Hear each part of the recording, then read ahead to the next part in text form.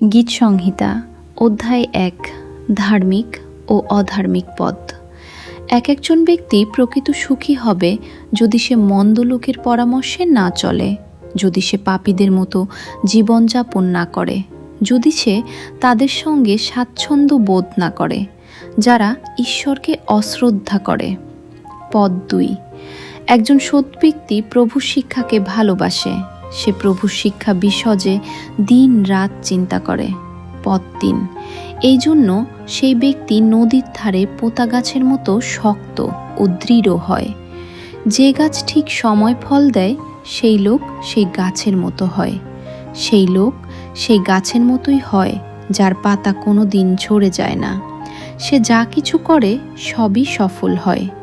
পদ ৪ মন্দ লোকরা সেরকম নয়, মন্দ লোকরা বাতাসে উড়িয়ে নিয়ে যাওয়া তুষের মতো।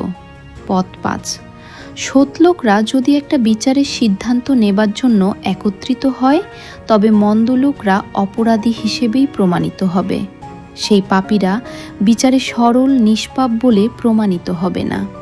পদ ৬ কেন? কারণ প্রভু সৎ লোকদের রক্ষা করেন কিন্তু মন্দ লোকদের বিনাশ করেন।